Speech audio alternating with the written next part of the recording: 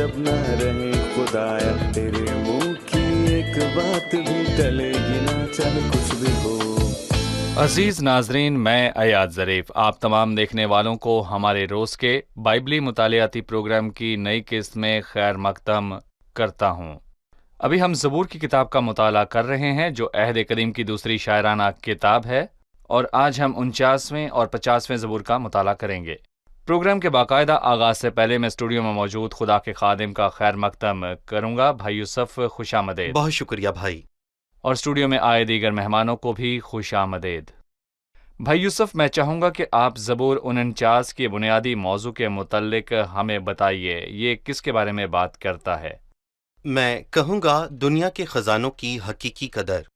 दर हकीकत लोग दुनियावी दौलत को बहुत ज़्यादा अहमियत देते हैं, और दरअसल जैसा कि हम इस ज़बूर में पढ़ते हैं कि ये इस काबिल नहीं कि इसके लिए मेहनत या जंगो जदल किया जाए, क्योंकि दुनिया के सारे खजाने भी मिलकर एक जान को छुड़ा नहीं सकते, और जब एक इंसान मर जाता है तो वो अपने साथ अपनी दौलत नहीं ले जा सकता। सो निजात के मामले में दुनिया की दौलत और खजाने किसी काम के नहीं, बिल्कुल, और ये कब्र में इंसान का साथ छोड़ जाते जी। हैं। अब मैं चंद आयात पढ़ने के बाद आपसे सवाल पूछूंगा। ज़बूर की किताब से 49वां ज़बूर मीर मुगन्नी के लिए बनी कोरा का मज़मूर। ए सब उम्मतो ये सुनो, ए जहान के सब बाशिंदों कान लगाओ, क्या अदना क्या आला, क्या अमीर क्या फ़कीर। मेरे मुंह से हिकमत की बातें निकलेंगी और मेरे दिल का ख्याल पुरखिर्द होगा। मैं तमसील की तरफ कान लगाऊंगा, मैं अपना मौमा सतार पर बयान करूंगा। मैं मुसीबत के दिनों में क्यों डरूं, जब मेरा ताक़ुब करने वाली बदी मुझे घेरे हो। जो अपनी दौलत पर भरोसा रखते और अपने माल की कसरत पर फख्र करते हैं, उनमें से कोई किसी तरह अपने भाई का फिदिया नहीं दे सकता, ना खुदा को उसका मुआवजा दे सकता है, क्योंकि उनकी जान का फिदिया गिरा बहा है, वो अबद तक अदा ना होगा। शुरुआत में ये दावत कैसे दी जा रही है? उसने ये दावत दुनिया के तमाम बाशिंदों को दी। इन आयात के जरिए वो क्या कहना चाहता है? मैं कहूँगा लोग मुख्तलिफ रंगो नस्ल से हैं, लेकिन दर हकीकत यहाँ मौजू निजात के हवाले से है, और दर हकीकत कब्र के पार क्या है। वो ये कहना चाहता है कोई फ़र्क नहीं। मतलब अगर आप अमीर हैं और कोई गरीब है तो आप में और उसमें बहुत फ़र्क है। मसलन आप वो खरीद सकते हैं जो वो नहीं खरीद सकता, लेकिन जब बात यहाँ पर मौत की आती है तो मैं कहूँगा कि अमीरी और गरीबी, या हिकमत या बेवकूफ़ी, या फिर बुलंदी या पस्ती तो फिर बहुत दूर रह जाती हैं, क्योंकि इस मामले में तो सभी एक जैसे हैं, और यही वजह है कि उसने सबको दावत दी है। क्योंकि मैं कहूँगा कि इस ज़बूर का मौजू बहुत ही अहम है कि कब्र के बाद क्या होगा। तब सबको दावत दी गई, क्या अमीर क्या गरीब, क्योंकि जहाँ बात निजात की ज़रूरत की है वहाँ अमीर और गरीब बराबर हैं। जहाँ तक बात निजात की आती है, सबको मसीह के सलीबी काम की ज़रूरत है। मैं कहूँगा कि इससे कोई फ़र्क नहीं पड़ता कि आपके पास कितनी दौलत है, निजात से इसका कोई लेना देना नहीं। फिर वो उनकी बात करता है जो अपनी दौलत पर इन्हिसार करते हैं और अपने खजानों पर मान करते हैं। जबकि दौलत निजात के मामले में किसी काम की नहीं, तो ज़मीन पर दौलत का क्या फ़ायदा है, इसका क्या किरदार है? मैं कहूँगा कि अमीरी और गरीबी दोनों ही आजमाइश हैं, और हमें इसका जवाब देना ही है, और वो भी दुरुस्त जवाब। क्योंकि बहुत बार लोग अपनी दौलत की वजह से गरूर और फख्र और खुशफहमी से भर जाते हैं, गोया कि वो हर चीज़ के मालिक हैं, और ऐसे लोग आजमाइश में हमेशा नाकाम हो जाते हैं। बाकियों के पास ज़्यादा दौलत नहीं, तो मैं कहूँगा कि वो एहसास कमतरी का शिकार होते हैं। दौलत एक आजमाइश है और गरीबी भी एक आजमाइश है। और मैं यहाँ पर यह भी कहना चाहूँगा कि याकूब ने अपने पहले खत के पहले बाब में बिल्कुल सही जवाब दिया। वो कहता है, दाना भाई अपने आला मर्तबे पर फख्र करे, क्योंकि मसीह ने मुझे बचाया, भले ही मैं कंगाल था, लेकिन उसने मुझे आसमानी मिरास से नवाजा। और दौलतमंद अपनी अदना हालत पर, इसलिए कि वो घास के फूल की मानंद जाता रहेगा। तो फिर दौलत के लिए ठीक ही कहा गया है, चाहे दौलत हो या ना हो। सो अगर मेरे पास दौलत नहीं तो मैं अपने आला मर्तबे पर फख्र करता हूँ, क्योंकि मसीह ने मुझे उठाया है। तो मैं अपनी अदना हालत पर फख्र करता हूँ, क्योंकि दौलत घास के फूल की तरह है। और यकीनन अमीर ईमानदार जो मसीह पर इन्हिसार करते हैं, ना के नाकाबिले भरोसा खजानों पे, उनके लिए दौलत मालिक नहीं बल्कि नौकर की तरह है। وہ اس کا استعمال خداوند کی خدمت میں کریں گے، وہ اسے خداوند کی خدمت ہی میں خرچ کریں گے، جبکہ دولت نجات کے معاملے میں کچھ نہیں کر سکتی، کیونکہ کوئی آدمی اپنے بھائی کا فدیہ نہیں دے سکتا، کیونکہ ان کی جان کا فدیہ گراں بہا ہے، وہ اب تک ادا نہ ہوگا۔ تو حل کیا ہے؟ فدیہ کہاں سے دیا جائے؟ ہم فدیہ دینے والے کو کیسے پا سکتے ہیں؟ میں کہوں گا کہ اسی زبور کی 15ویں آیت میں لکھا ہے، لیکن خدا میری جان کو پاتال کے اختیار سے چھڑا لے گا، تو دولت آپ کو نجات نہیں دے گی، کیونکہ آپ نجات کے بدلے کوئی شے نہیں دے سکتے۔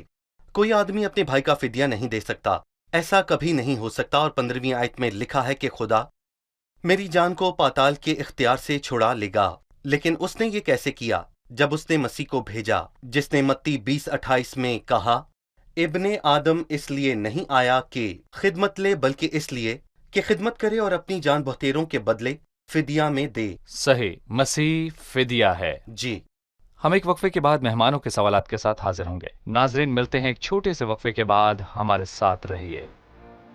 زبور 49 میں ایک موازنہ ہے کہ خدا شریروں سے کس طور پر پیش آتا ہے اور راست بازوں سے کس طور پر پیش آتا ہے۔ یہ زبور دنیا کے جھوٹے اور عارضی لطف کے متعلق ایک فلسفہ ہی نہیں ہے، بلکہ جو خود کو اس عارضی لطف کی بدولت عظیم جانتے ہیں ان کا انجام بتاتا ہے۔ بھلے ہی یہ زبور دنیا کے موجودہ فلسفے کے خلاف ایک انقلاب ہے، لیکن ہمیں اس زبور کو خاص طور پر آج گہری فکر اور توجہ دینے کی ضرورت ہے۔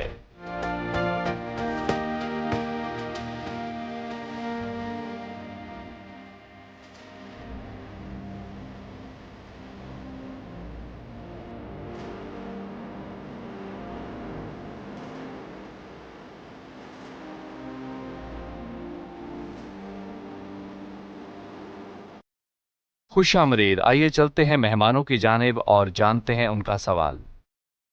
12ویں آیت پر انسان عزت کی حالت میں قائم نہیں رہتا، وہ جانوروں کی مانند ہے جو فنا ہو جاتے ہیں۔ 20ویں آیت آدمی جو عزت کی حالت میں رہتا ہے خرد نہیں رکھتا، اس سے کیا مراد ہے اور اسے کیوں دہرایا گیا ہے؟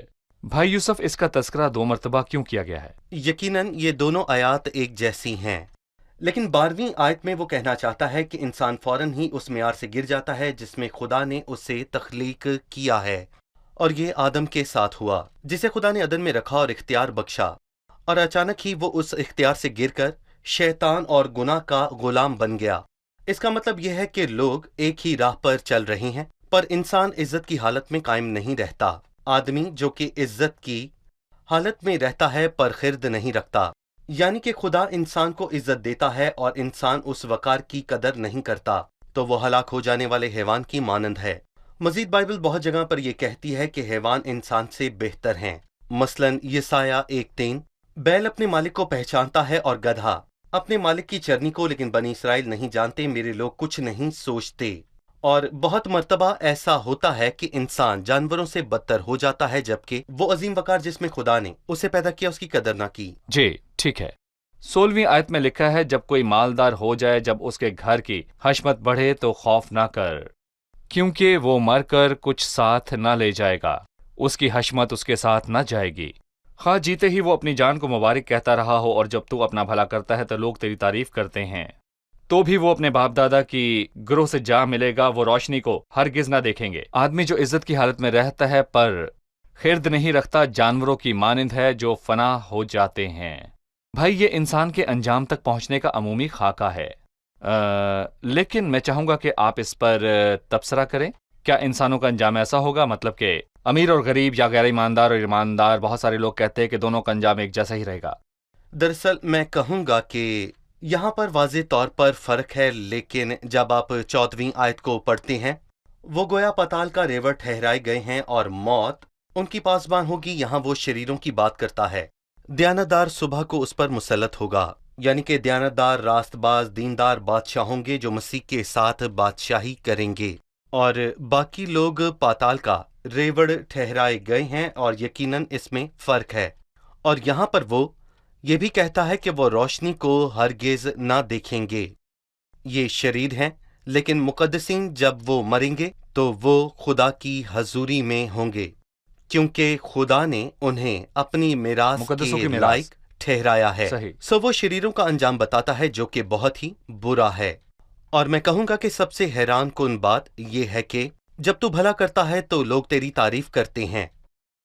मतलब कि उसने झूठ घड़ा और उसका यकीन किया और दोहराता गया यहाँ तक कि यकीन हो गया। जब तू अपना भला करता है तो लोग तेरी तारीफ करते हैं। इसके बाद वो मर गया। वो कभी रोशनी की कोई किरण ना देखेगा, ना ही पानी की एक बूंद पाएगा। वो अपनी तारीफ में मगन रहता है और बाकी भी, और वो इसी झूठ का यकीन करता है। और ज़बूर नवीस इस बात का इकरार करता है कि बुलंद और पस्त, अमीर और गरीब सब खबरदार रहें, मौत आती है। और बस वाहिद बात है जिससे आपको फायदा होगा, और वो बात है जो मसीह ने आपके लिए फिदिया दिया है, दौलत नहीं, ना ही खजानों की फरावानी जो बेफायदा है। जी ठीक है। जब हम ज़बूर 50 पर पहुंचते हैं तो ये आसिफ का मज़मूर है। मैं चाहूंगा कि आप हमें इसके मौजू के बारे में बताइए। ज़बूर 50। हम कह सकते हैं कि खुदा पेश होने के लिए बुलाता है, और ज़बूर 49 ध्यान करना दावत दी गई है। ऐ सब उम्मतों ये सुनो। यहाँ खुदा सबको पेश होने के लिए बुलाता है। और वो किनको पेश होने के लिए बुलाता है? दो गिरोहों को। पहला गिरोह 7वीं से 14वीं आयत, और ये वो गिरोह है जो रस्मो रवायात में उलझा हुआ है और इसका दिल खुदा से दूर है। ये गिरोह बेदीनी में है और बेदीनी रस्मो रवाज मानता है, और ये 16वीं आयत से लेकर मैं कहूंगा कि बाप के आखिर तक है। ये वो लोग हैं जिनकी बातें शीरी हैं लेकिन इनके काम बदतरीन काम हैं। बातें शीरी तरीन और काम बदतरीन, जिसका वाज़े मतलब है कि इन दोनों ही गिरोहों में कोई भी भलाई नहीं है। जब उसने सबको पेश होने के लिए बुलाया, रब खुदावंद खुदा ने कलाम किया और मशरिक से मगरिब तक दुनिया को बुलाया। सेहून से जो हुस्न का कमाल है, खुदा जलवागर हुआ है। हमारा खुदा आएगा और खामोश नहीं रहेगा। आग उसके आगे आगे भस्म करती जाएगी और उसके चारों तरफ बड़ी आंधी चलेगी। अपनी उम्मत की अदालत करने के लिए वो आसमान और ज़मीन को तलब करेगा कि मेरे मुकद्दसों को मेरे हजूर जमा करो जिन्होंने कुर्बानी के जरिए से मेरे साथ अहद बांधा है। और आसमान उसकी सदाकत बयान करेंगे, क्योंकि खुदा आप ही इंसाफ करने वाला है। सिला। मैं चाहूंगा कि आप अदालत के तरीकों पर कुछ बताएं और उस फिजा या माहौल के मुतल्लिक जब वो आग और आंधी के अल्फाज इस्तेमाल करता है, और इसे वाज़े करें कि मेरे मुकद्दसों को मेरे हजूर जमा करो जिन्होंने कुर्बानी के जरिए से मेरे साथ अहद बांधा है। खुदा मौजूदा वक्त में सब्र का तवील अरसा गुजार रहा है ताकि हर इंसान अपनी हालत पर गौर करे, लेकिन उसने एक दिन ठहराया है जिसमें वो रास्ती से दुनिया की अदालत उस आदमी की मार्फत करेगा। और जब खुदा अदालत करेगा तो वो इस सब्र करने के वक्त से बिल्कुल मुख्तलिफ होगा। आग उसके आगे आगे भस्म करती जाएगी। इब्रानियों का खत हमें बताता है कि खुदा भस्म करने वाली आग है और जिंदा खुदा के हाथ में पड़ना हौलनाक बात है। और फिर खुदा की पाकीज़गी की बात है और हमें खुदा की अदालत के बारे में सोचना है। और हमें ये जानना है कि अब से ये बात सिर्फ रस्मों को अदा करने की हद तक नहीं रहती, क्योंकि मैं कहूँगा कि खुदा इसका तालिब नहीं है। ये सिर्फ अल्फाज की हद तक महदूद नहीं है। खुदा आपके शीरी अल्फाज नहीं चाहता अगर आपके काम बुरे हैं, लेकिन खुदा आपको तौबा के लिए बुलाता है इससे पहले कि अदालत का दिन आए। जैसे कि पौलुस कहता है, खुदा ने सब आदमियों को हर जगह हुक्म दिया है कि तौबा करें, क्योंकि उसने एक दिन ठहराया है जिसमें अदालत करेगा। और आज खुदा के सब्र का दिन और फजल का दिन है। जी बिल्कुल ठीक कहा, खुदा उनका साले मकबूल। सही। वो सबको तौबा के लिए बुलाता है और मुबारक है वो जो इस मौके से फायदा उठाकर तौबा करता है कि मेरे मुकद्दसों को जमा करो जिन्होंने कुर्बानी के जरिए मेरे साथ अहद बांधा है। लेकिन सब लोग उन ग्रोहों का हिस्सा नहीं जिनका मैंने तस्करा किया, जिनका तस्करा 7 से 15वीं आयत में है और 16 से बाब के आखिर तक, क्योंकि सब लोग बेदीन रस्मों में उलझे नहीं, कुछ दीनदार लोग भी हैं। वो कहता है मेरे मुकद्दसों को मेरे हजूर जमा करो जिन्होंने कुर्बानी के जरिए मेरे साथ अहद बांधा है। और यकीनन कुर्बानी जो अहद की बुनियाद है वो मसीह की कुर्बानी है। मैं कहूँगा कि जिसके मुतल्लिक पहले फसा यानी खुदावंद के फसा में उनसे ये कहा गया कि ये मेरा वो अहद का खून है जो बहुतेरों के लिए बहाया जाता है। भाई जब हम 7वीं आयत को देखते हैं हमें एक तरह की मुलामत नजर आती है। ऐ मेरी उम्मत सुन, मैं कलाम करूंगा, और ऐ इसराइल मैं तुझ पर गवाही दूंगा। मैं तुझे तेरी कुर्बानियों के सबब से मुलामत नहीं करूंगा और तेरी सोख्तनी कुर्बानियां बराबर मेरे सामने रहती हैं। ना मैं तेरे घर से बैल लूंगा ना तेरे बाड़े से बकरे, क्योंकि जंगल का एक एक जानवर اور ہزاروں پہاڑوں کے چوپائے میرے ہی ہیں. میں پہاڑوں کے سب پرندوں کو جانتا ہوں اور میدان کے درندے میرے ہی ہیں. اگر میں بھوکا ہوتا تو تجھ سے نہ کہتا، کیونکہ دنیا اور اس کی معموری میری ہی ہے. اگر وہ قربانیاں ایسی شاندار تھی تو کیوں؟ خدا انہیں ملامت کرتا ہے اور کہتا ہے کہ اسے نہ ان کی قربانیوں کی اور نہ چاہت کی ضرورت ہے. وہ انہیں کیوں جھڑک رہا ہے؟ دراصل میں کہوں گا 14ویں آیت میں وہ انہیں بتا رہا ہے کہ مجھے یہ قربانی نہیں چاہیے، سب میرا ہے. مطلب آپ بیل اور بکرا لاتے ہیں تو ان کی کیا حیثیت ہے، یا کوئی اور بھی قربانی کیا ہے، سب اس کا ہے.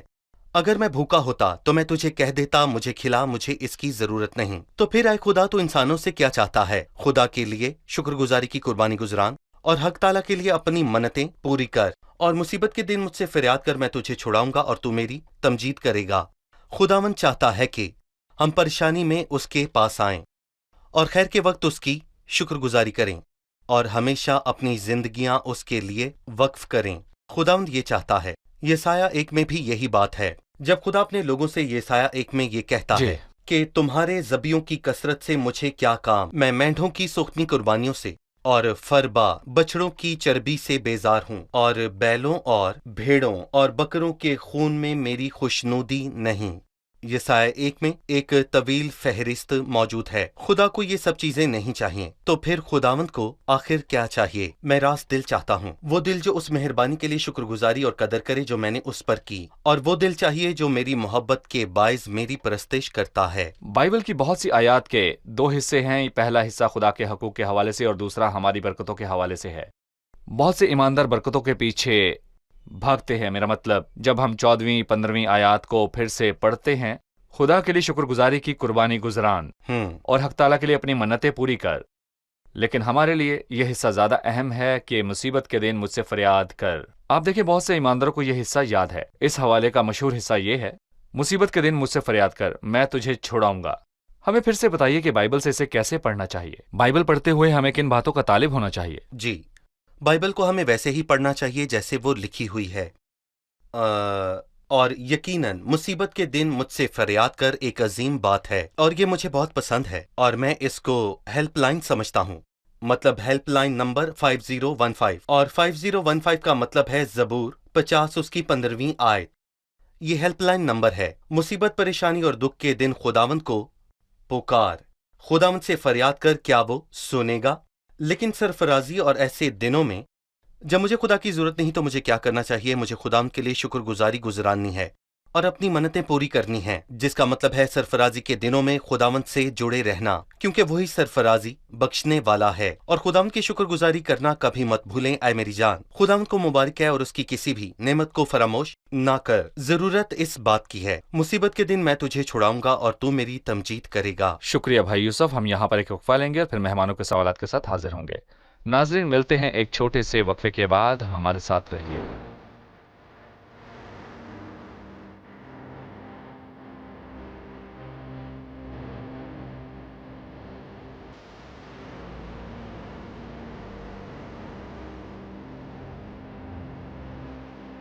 خوش آمدید. آئیے چلتے ہیں مہمانوں کی جانب اور جانتے ہیں ان کا سوال. جی. زبور 50 کی پہلی آیت میں خداوند خداؤں کے خدا نے کلام کیا. کیا اور بھی خدا ہیں کہ وہ کہتے ہیں خداؤں کے خدا؟ میں اس آیت کی وضاحت چاہتا ہوں. جی، ہم چاہیں گے کہ اس کی وضاحت ہو کہ خداؤں کے خدا، کیا خدا خداؤں کا خدا ہے کہ اور بھی خدا ہیں، یا خدا کے سوا اور کوئی نہیں، کوئی اور خدا نہیں؟ بھائی یاد مجھے لگتا ہے کہ یہ بادشاہوں کے بادشاہ اور خداوندوں کے خدا جیسی بات ہے. تو کیا خدا ایک سے زائد ہیں یا پھر خدا ایک ہے؟ یہ وہی بات ہے، لیکن یہاں بات خدا کی عدالت کی ہو رہی ہے، اور میں کہوں گا کہ اس سے مجھے زبور 82 یاد آتا ہے. اور زبور 82 میں لکھا ہے خدا کی جماعت میں خدا خود موجود ہے، وہ الہوں کے درمیان عدالت کرتا ہے. اور لفظ الہوں کا مطلب قاضی یا پھر کچھ اور ہو سکتا ہے، لیکن جو بات یہاں لکھی گئی ہے کہ وہ الہوں کے درمیان عدالت کرتا ہے، چونکہ بات عدالت کی ہو رہی ہے تو یہاں اس سے مراد یہ ہے کہ خدا عدالت میں سب قاضیوں کی عدالت کرے گا. یہاں پر خدا قاضیوں کا قاضی ہے، مطلب کہ وہ قاضیوں کی عدالت کرتا ہے، اور ہم کہہ سکتے ہیں کہ خدا کا خدا یہاں عدالت کا منظر ہے. اور میں یہاں پر پہلے کرنتھیوں کی بات بھی شامل کرنا چاہوں گا۔ 8ویں باب میں لکھا ہے کہ پس بتوں کی قربانیوں کے گوشت کھانے کی نسبت ہم جانتے ہیں کہ بت دنیا میں کوئی چیز نہیں، اور سوائے ایک کے کوئی خدا نہیں، اگرچہ آسمان اور زمین میں بہت سے خدا کہلاتے ہیں، چنانچہ بہتیرے خدا اور بہتیرے خداوند ہیں، لیکن ہمارے نزدیک تو ایک ہی خدا ہے، یعنی کہ باپ، جس کی طرف سے سب چیزیں ہیں، اور ہم اس کے لیے ہیں، یعنی ایک ہی خداوند ہے، یعنی یسوع مسیح، جس کے وسیلے سب چیزیں موجود ہیں، اور ہم بھی اسی کے وسیلے ہیں۔ صحیح، سو یہ یقیناً خداوند کے سوا اور کوئی خدا نہیں ہے، اور اگر اور بھی خدا ہیں تو ان کے ذہن میں ہے جو ان کی عبادت کرتے ہیں۔ اس طرح سے خداوند خداؤں کا خدا ہے، مطلب کہ وہ بلند و بالا خداوند ہے جو حاکم کل ہے۔ اور کبھی کبھار جیسا کہ آپ نے کہا کہ قاضیوں کو بھی خدا کہا جاتا ہے، تو یہاں پر مسیح یعنی وہ قاضیوں کا قاضی ہے۔ صحیح۔ 16ویں آیت میں شریروں کے لیے لکھا ہے، لیکن خدا شریر سے کہتا ہے تجھے میرے آئین بیان کرنے سے کیا واسطہ، اور تو میرے عہد کو اپنی زبان پر کیوں لاتا ہے، جبکہ تجھے تربیت سے عداوت ہے اور تو میری باتوں کو پیٹھ پیچھے پھینک دیتا ہے۔ تو چور کو دیکھ کر اس سے مل گیا اور زانیوں کا شریک رہا ہے، تیرے منہ سے بدی نکلتی ہے اور تیری زبان فریب گھڑتی ہے۔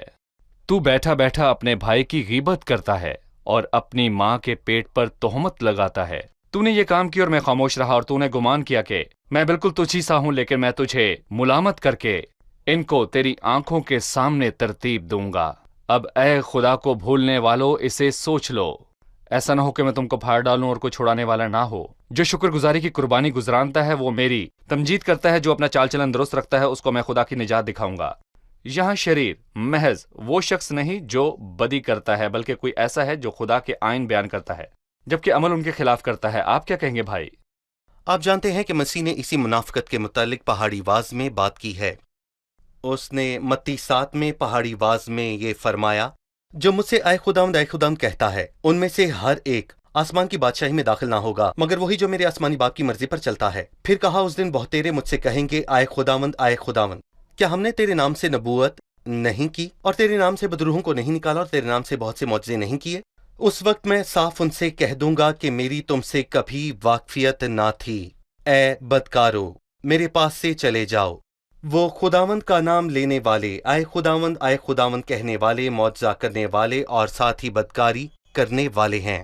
یہی بات یہاں ہے، مطلب خدا نے شریروں سے یہ نہیں کہا تم کیوں گناہ کرتے ہو، ان کا تو حساب ہوگا، لیکن تمہیں میرے عہد اور میرے نام اور میرے آئین سے کیا واسطہ؟ تجھے میرے آئین بیان کرنے سے کیا واسطہ؟ تو میرے عہد کو اپنی زبان پر کیوں لاتا ہے؟